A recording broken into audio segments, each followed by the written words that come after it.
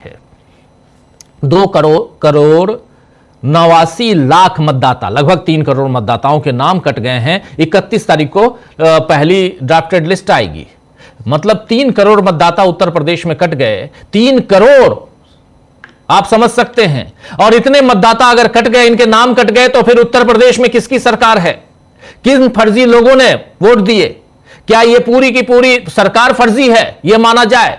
क्या यह सरकार चुनी हुई सरकार नहीं है, यह माना जाए? तो सवाल कई हैं। अभी तो 12 राज्यों में एसआईआर हुआ है और यह हाल है। जब बाकी राज्यों में यही प्रक्रिया दोहराई जाएगी तो क्या एकदम से करोड़ों लोगों को मोदी सरकार घुसपैठिया बताएगी? या मोदी सरकार यह कहेगी कि हम फर्जी सरकार हैं, हमको मतदाताओं ने नहीं चुना है, चलिए फिर से चुनाव करवाते हैं? दरअसल मनरेगा खत्म करना हो, या अरावली में माइनिंग की इजाजत हो, या बलात्कारियों का संरक्षण हो, या एसआईआर के जरिए वोट शुद्धिकरण की बात हो, बीजेपी अपने हर फैसले में उलझ चुकी है। और अब कांग्रेस इस उलझी हुई बीजेपी को मात देने के लिए नई रणनीति बना चुकी है। तो आइए दोस्तों, आज चर्चा करेंगे कि क्या कांग्रेस इस बार बीजेपी को झुकाकर रहेगी? मोदी और चुनाव आयोग की मनमानी, और इस मनमानी के लिए क्या है कांग्रेस की अगली प्लानिंग, इस पे चर्चा करते हैं। हमारे साथ कुछ वरिष्ठ साथी जुड़े हुए हैं, उनसे पहले आपका परिचय करवाता हूं, आगे बढ़ते हैं। देखिए, हमारे साथ 5 वरिष्ठ साथी जुड़े हुए हैं। अंशु जी हमारे साथ जुड़ी हुई हैं। अंशु जी, आपका स्वागत है। हमारे साथ जुड़े हुए हैं सिद्धार्थ जी, हमारे साथ जुड़े हुए हैं शकील जी, हमारे साथ जुड़े हुए हैं प्रशांत जी और अमलेंदु जी। आप सबका स्वागत इस्तेकबाल। अब तमाम दोस्त साथी शुभचिंतक आप सबका जो अब तक जुड़ चुके हैं, उनका भी, जो जुड़ने वाले हैं इस कार्यक्रम में, उनका भी स्वागत करता हूं। सीधे आना चाहता हूं सबसे पहले शकील जी, आपके पास ही। शकील जी, सुबह से, कल से चर्चा चल रही थी सीडब्ल्यूसी की बैठक की, क्या कुछ प्लानिंग हुई है? शपथ तो हमने सुन लिए, हमने ये भी सुन ली कि आगे दोनों की प्रेस कॉन्फ्रेंस राहुल गांधी और मल्लिकार्जुन खड़गे की, और लेकिन और अंदर खाने क्या कुछ था? आप तो थे वहां पे, इसलिए आपसे और भी अंदर की खबर मिलेगी। शकील जी, देखिए, आज की जो सीडब्ल्यूसी की मीटिंग थी, वो कांग्रेस ने बिल्कुल अपने उसी सही मुद्दे पे, जो देश में सबसे ज्यादा है, उस पर केंद्रित रखी। कल हम बात कर रहे थे कि मनरेगा से ये शुरू हुआ था और मामला कहां से कहां तक पहुंच गया है, नवनीत सहगल तक आ गया है। कहीं ऐसा ना हो क्या बैकग्राउंड में, मगर कांग्रेस जानती है कि देश की ग्रामीण अर्थव्यवस्था को तहस नहस करने वाला यह काम है। इसलिए आज सारी की सारी जो मीटिंग थी, उस पर ज्यादातर लोग मनरेगा पे बोले, और कांग्रेस अध्यक्ष खड़गे ने जो अपना प्रारंभिक उद्बोधन दिया, वो मनरेगा पर ही केंद्रित था। आपने देखा, जो बताया अभी, उसके बाद ब्रीफिंग के लिए आज एक बड़ी नई किस्म की चीज हुई है।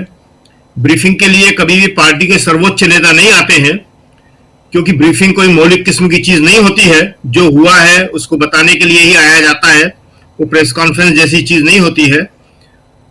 तो राहुल गांधी खुद आए और मल्लिकार्जुन खड़गे खुद आए, जो ये बताने के लिए काफी था कि वो मनरेगा को और दूसरे इशू को कितनी गंभीरता से ले रहे हैं, और आज की सीडब्ल्यूसी की मीटिंग को कितनी गंभीरता से लिया जा रहा है।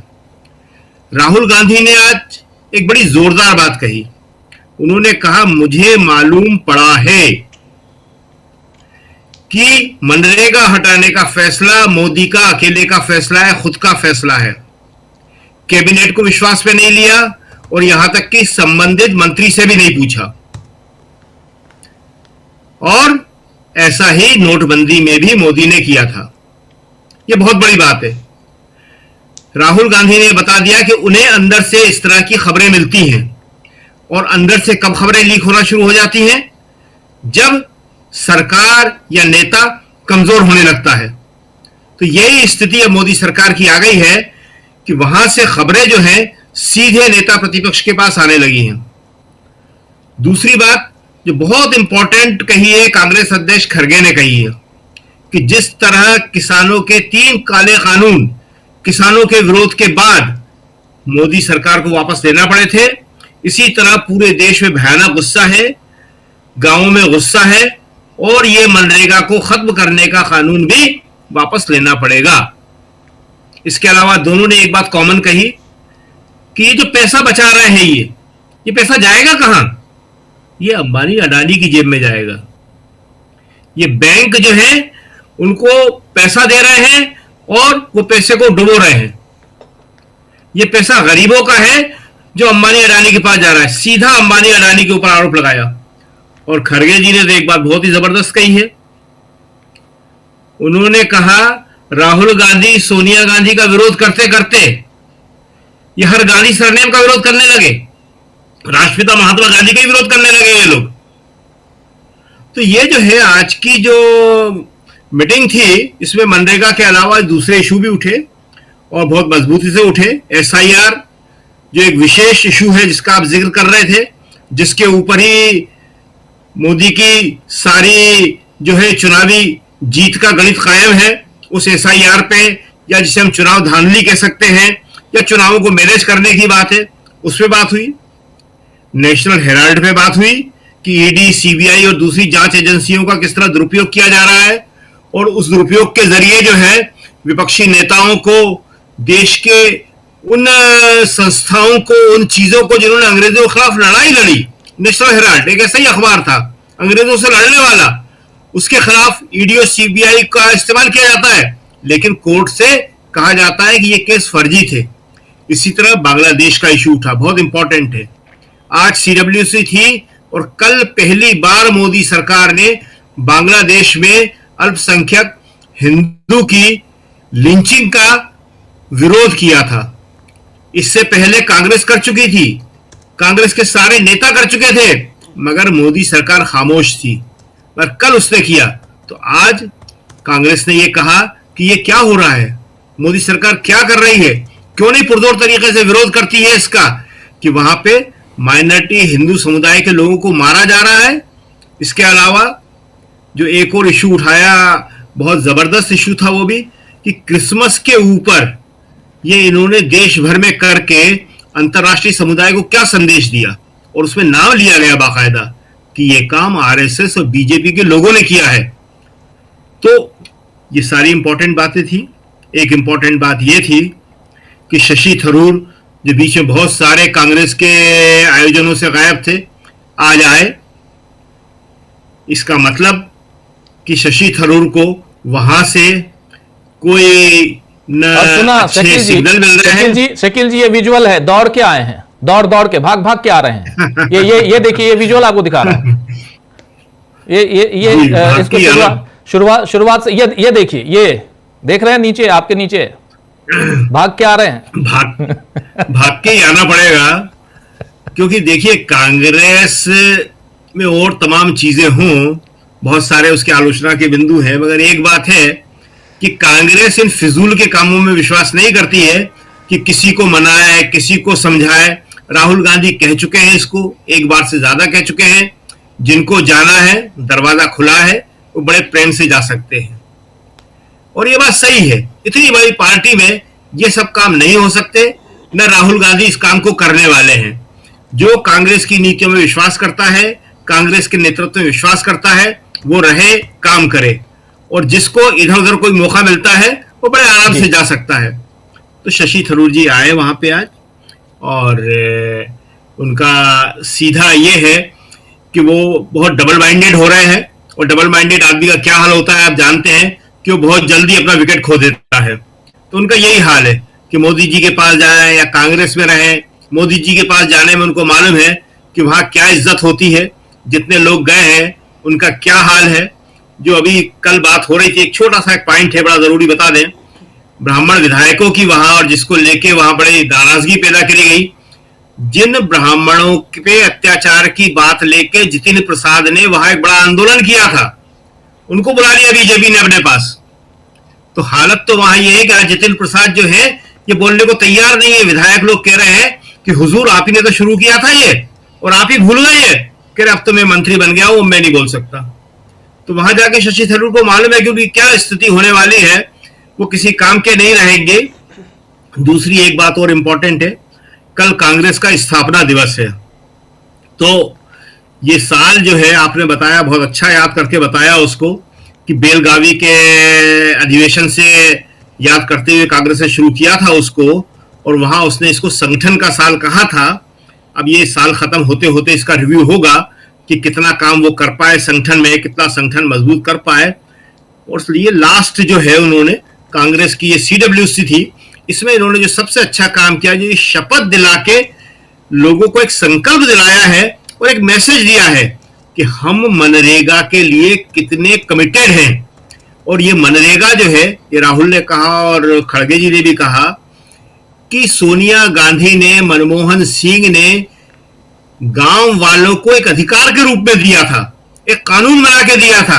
ये कोई ऐसी योजना नहीं थी ये। और ये जो है उनकी आर्थिक स्थिति को उसने बदल दिया था पूरा का पूरा। और मोदी जी ने इसको खत्म करके ये ग्रामीण अर्थव्यवस्था पे बहुत बड़ा जो है हमला बोला है। और सबसे बड़ी बात कि ये जो पैसा बचा रहे हैं, ये पैसा अंबानी अडानी को देने के लिए बचा रहे हैं। जी राजीव जी। मनरेगा सिर्फ एक योजना नहीं थी। मनरेगा राइट्स बेस्ड कॉन्सेप्ट था। मनरेगा से देश में करोड़ों लोगों को एक मिनिमम वेज मिलती थी। और मनरेगा जो हमारा थर्ड टियर है, पंचायती राज का जो टियर है, उसमें directly political participation, finance, support का एक साधन था, मेथड था। तो ये डायरेक्ट राइट्स बेस्ड का जो कॉन्सेप्ट है उस पर आक्रमण है। दूसरी बात, जो फेडरल स्ट्रक्चर है, स्टेट्स का जो स्ट्रक्चर है, उस पे भी ये आक्रमण है। ये जो पैसा लिया जा रहा है, ये स्टेट से छीनकर सेंटर ले रहा है। तो ये concentration of power, concentration of finance है। इससे देश को नुकसान होगा। इससे जो गरीब जनता है उनको नुकसान होगा, उनको दर्द पहुंचेगा, उनको कष्ट होगा। और आखिरी बात, मुझे बताया गया है कि ये decision directly prime minister office से लिया गया है और मंत्री से बिना पूछे, कैबिनेट से बिना पूछे ये डिसीजन लिया गया है। इससे आपको आज की हालत क्या है उसके बारे में पता लगता है कि वन मैन शो चल रहा है और जो भी नरेंद्र मोदी जी करना चाहते हैं वो करते हैं। और पूरा का पूरा फायदा वही 2-3 अरबपतियों के लिए है। आप देखना, ये प्रोग्राम कोलैप्स करेगा, राइट्स बेस्ड आर्किटेक्चर कोलैप्स करेगा। इससे रूरल इकोनॉमी को नुकसान पहुंचेगा और यही पैसा नरेंद्र मोदी जी अदानी और अंबानी जैसे लोगों को पकड़ा देंगे। क्योंकि वो बात पर्यावरण के मुद्दों की उठा रहे थे, वो बात 6 शेड्यूल की उठा रहे थे। और 6 शेड्यूल क्या है? जहां पर लोगों को उनके वन, जंगल, जमीनों, पानी पर अधिकार दिया जाए, जो कि है अभी कई ऐसे राज्य हैं, मेघालय समेत और भी राज्य हैं जो 6 शेड्यूल के अंदर आते हैं। और वहां पर लोगों को अपने अधिकार हैं, अपनी जमीनों के। तो अगर ये अधिकार मिली होती तो आज अरावली के साथ ये करने की ये दुस्साहस नहीं कर पाते, या इस तरह की चीजें नहीं हो पाती। और यही लड़ाई लड़ते हुए आज सोनम वांगचुक जेल में है। वो कैसे हैं ये भी पता नहीं चल पा रहा है।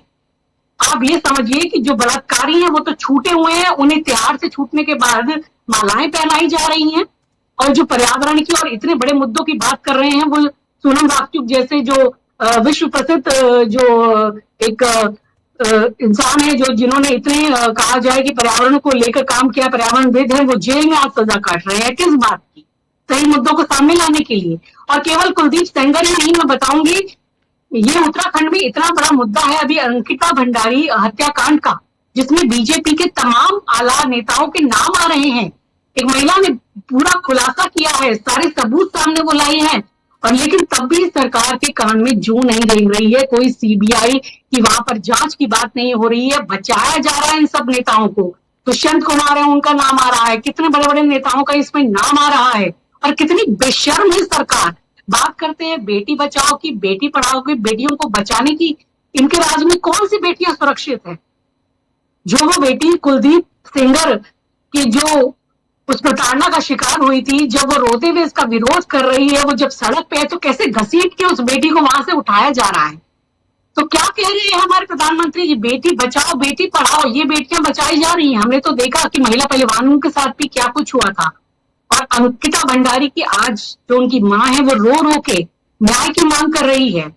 तो ये बीजेपी के तो नेता दरिंदे और बलात्कारी हैं, तो साफ नजर नहीं आ रहा है।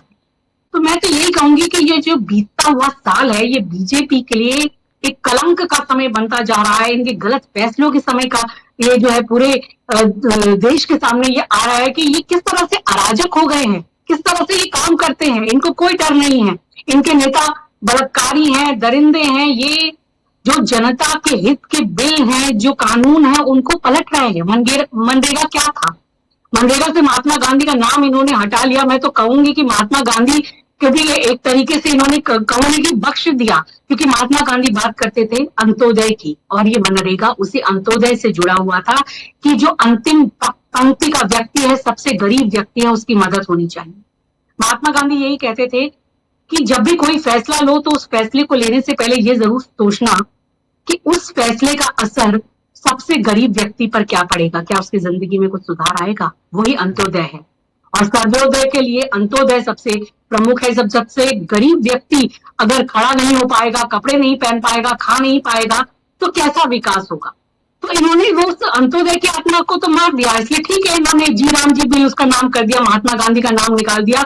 मैं तो कहूंगी कि महात्मा गांधी की आत्मा भी सोच रही हो कि ठीक है, मेरा नाम निकाल दो, क्योंकि मैं जो इसके पीछे की बात थी गरीब की सेवा की, वो कहीं इस बिल से पूरी तरह से नदारत कर दी गई है और ये केवल मुखौटा और दिखावा बन गया है। और कांग्रेस के पास ये बड़ा मौका है कि जो उनका एक और वोट बैंक है, और सिर्फ इतना ही नहीं, जिसकी राजनीति वो कर रहे हैं, गरीबों की, पिछड़ों की, दलितों की, आदिवासियों की, गरीबों की, उनके लिए आवाज बुलंद करे, इसे सड़कों का आंदोलन बनाए।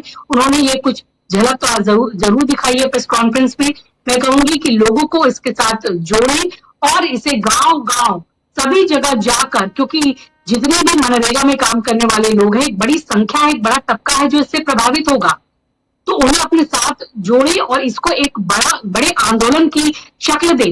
और जो एक के बाद एक के फैसले ये सरकार गलत करती जा रही है, उसको इसका खामियाजा भुगतना पड़ेगा, और उसके लिए लोगों तक ये बातें पहुंचाने की और बड़ा आंदोलन तैयार करने की जरूरत है। ये करना चाहिए कांग्रेस को। जी, कांग्रेस उन्हीं तैयारियों में लगी हुई है। लेकिन अमलेंदु जी, आप कैसे देखते हैं कांग्रेस की तैयारियां, कांग्रेस की प्लानिंग, मोदी और चुनाव आयोग के ऊपर जिस ढंग से कांग्रेस लगातार हमलावर है इन दोनों उस पे, चाहे वो एसआईआर का मामला हो या वोट चोरी का मामला हो, उसमें चुनाव आयोग का मामला आता है, और नरेंद्र मोदी की जो नीतियां हैं उसको भी, और अब सीधे सीधे हमला। कल आपने देखा प्रेस कॉन्फ्रेंस पवन खेड़ा ने की, पीएमओ का जिक्र आया, आज फिर राहुल गांधी ने प्रेस कॉन्फ्रेंस की, पीएमओ का जिक्र आया, यानी बार बार प्रधानमंत्री कार्यालय का जिक्र आ रहा है। क्या कुछ है उधर? देखिए राजीव जी, कांग्रेस की अपनी तैयारियां हैं, और हम लोग पहले भी चर्चा कर रहे थे कि आज जो कांग्रेस की सीडब्ल्यूसी की बैठक होनी है उसमें आगे के आंदोलन की रूपरेखा तैयार होगी। और शकील जी ने बड़े विस्तार से बताया कि क्या क्या बातें उसमें हुई, और सारे आंदोलन की रूपरेखा ही उसमें तैयार हुई है। अब जिस तरीके से चुनाव आयोग मनमानी में उतरा हुआ है, हालांकि इससे पहले 14 दिसंबर को एक रैली हो चुकी कांग्रेस की एसआईआर के खिलाफ एक तरीके से, और आगे भी उस पर अब क्या कांग्रेस करेगी ये मालूम पड़ जाएगा कि जो प्रस्ताव पारित हुए होंगे, जो आंदोलन की रूपरेखा बनेगी उसमें मालूम पड़ेगा क्या है।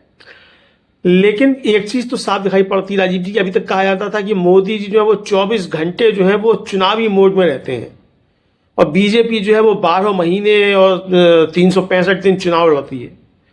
तो बीजेपी अगर 365 दिन चुनाव लड़ती है और मोदी जी 24 घंटा का चुनावी मोड में रहते हैं, तो राजीव जी यहाँ देखिए रहा है कि कांग्रेस भी अब 24 घंटा 365 दिन जो है वो आंदोलन के मूड में अब दिखाई पड़ रही है। और अगर मुख्य विपक्षी दल 24 घंटा 365 दिन आंदोलन के मूड में दिखाई देगा तो सरकार को चैन आराम से नहीं आएगा राजीव जी। वैसे भी ये एक अस्थिर सरकार है, बैसाखियों पर टिकी हुई सरकार है, हालांकि वो बैसाखियाँ काफ़ी मजबूत हैं। और अब तो चंद्रबाबू नायडू भी जो है वो आरएसएस के जो 100 साल पूरे होते हैं उस पर बधाई संदेश देते हैं आरएसएस को। जो नीतीश कुमार जो थे वो विधानसभा में खड़े होकर बड़ा दहाड़ रहे थे, वो भी अब जो है वो भीगी बिल्ली बने हुए दिखाई पड़ते हैं आरएसएस के सामने। लेकिन इसके बावजूद सरकार कमजोर ही कही जाएगी, चूंकि दूसरों की बैसाखियों पर है। और अगर चुनाव आयोग का सहयोग ना मिले तो फिर स्थितियां और ज़्यादा गड़बड़ उसके लिए होंगी। तो इसलिए अब कांग्रेस अगर इसी आक्रामक मुद्रा में रहती है और जिस तरीके से अब जैसे कल अभी हम लोगों ने चर्चा की थी कि यूथ कांग्रेस ने जो है वो अपना कार्यक्रम तैयार कर दिया है कि 7 जनवरी से जो अरावली बचाव के लिए 5 राज्यों में उनका आंदोलन शुरू होगा, तो अरावली के लिए भी आंदोलन हो रहा है। जीवीजी राम जी और महात्मा गांधी मनरेगा कार्यक्रम जो है उसको लेकर आज यहाँ कार्यक्रम तय हुआ है और कहा गया है कि भाई हम इसका संकल्प लेते हैं कि इसको हम वापस लेकर आएंगे। तो यानी राजीव जी अब नमस्ते सदा वत्सले के दौरान पता नहीं क्या संकल्प दोहराया जाता है क्या नहीं दोहराया जाता है, हमें नहीं मालूम, लेकिन यहाँ जो है वो संकल्प जरूर दोहराया गया है कि मनरेगा को हम वापस लेकर आएंगे। तो राजीव जी, मोदी जी अब देखिए आप उनके कोई भाषण सुनिए तो बताते हैं कि बड़े सपने हो रहे हैं और संकल्प देश ले रहा है। तो देश संकल्प ले रहा है तो कांग्रेस भी संकल्प ले रही है भाई, तो इसकी भी संकल्प देख लो। देश के संकल्प तो आप बहुत बताते रहते हैं कि देश संकल्प ले रहा है, लेकिन देश कहाँ संकल्प ले रहा है, कौन सा संकल्प लिया, ये मोदी जी नहीं बताते हैं। 2014 में बताया था कि 2022 में जो है हर बेघर को घर मिल जाएगा, किसानों की आय दुगनी हो जाएगी। संकल्प लिया था तब देश ने, उस संकल्प का क्या हुआ वो पता नहीं, लेकिन वो संकल्प की डेट जो है वो एक्सटेंड हो गई है एक्सटेंडेड सरकार की। यहाँ सारे अधिकारी एक्सटेंशन पर रहते हैं, तो वो संकल्प की जो तारीख है वो भी एक्सटेंड हो गई, अब 2047 हो गई है कि 2047 में विकसित भारत बनेगा, तब कोई बेघर नहीं रहेगा और किसानों की आय दुगनी हो जाएगी। तो 2047 का संकल्प मोदी जी का होगा, लेकिन कांग्रेस का संकल्प लगता है राजीव जी इतना लंबा नहीं है कि 2047 तक हम लेकर आएंगे। उसका यही लगता है कि 2029 में अगर उससे पहले मध्यावधि चुनाव होता है तो उसमें भी ये किया जा सकता है। लेकिन राजीव जी, SIR के जरिए जो एक बड़ा खेल होने जा रहा है, ये सिर्फ वोट चोरी का ही मसला नहीं है। ये राजीव जी इस देश के पूरे लोकतांत्रिक और संवैधानिक ढांचे को चरमराने की तैयारी की जा रही है इसके जरिए। और जिस तरीके से वोट काटे जा रहे हैं राजीव जी, जनगणना का काम भी शुरू हो गया है। अब जब जनगणना हो जाएगी उसके बाद फिर परिसीमन होगा, तो जब परिसीमन होगा तो परिसीमन में फिर ये SIR के जरिए जो लिस्ट बनी है ये भी एक आधार बनेगा और उसमें बताया जाएगा कि अब कोई आवश्यकता नहीं है भाई, SC का जो रिजर्वेशन है वो अब खत्म किया जा सकता है, उसकी कोई आवश्यकता नहीं है, आबादी इनकी कम हो गई, देखिए वोट इनके कम हो गए, तो ये बता दिया जाएगा। जनगणना भी जिस तरीके से SIR हुआ इसी तरीके से जनगणना भी हो जाएगी। तो एक राजीव जी एक बड़ा जो खेल चल रहा है चुनाव आयोग के सहयोग से जो सरकार कर रही है, मुझे लगता है कि इसी को कहा गया है कि मोदी और चुनाव आयोग की मनमानी, और उसके खिलाफ भी अब कांग्रेस कमर कसकर खड़ी होती हुई दिखाई पड़ती है। निश्चित तौर पर यह कहा जा सकता है कि आने वाला समय एक बड़े आंदोलन की रूपरेखा तैयार करता हुआ दिखाई देगा। 2026 आ रहा है राजीव जी, और 12 साल लगभग मोदी जी को केंद्र में आए हुए पूरे भी हो जाएंगे मई में। तो 12 साल बहुत होता है, इतना ज़्यादा समय मिल गया है मोदी जी को। 12 साल में 12 काम तो कायदे के वो नहीं बताए हैं, लेकिन हाँ जब रात को 8 बजे आए हैं तो देश का सत्यानाश उन्होंने ज़रूर किया है। तो अब लेकिन लगता है कि देश को उनसे मतलब निजात मिले और देश सही रास्ते पर चले, जो 2014 से पहले जिस तरक्की के रास्ते पर चल रहा था उसी तरक्की के रास्ते पर चले और एक सभ्य सुसंस्कृत समाज जो है वो भारत का बने, इस तरफ भी शायद ध्यान जाएगा। मुझे लगता है कि 2026 जो है वो मोदी सरकार के लिए और बीजेपी के लिए कष्टदायी साबित होने वाला है राजीव जी।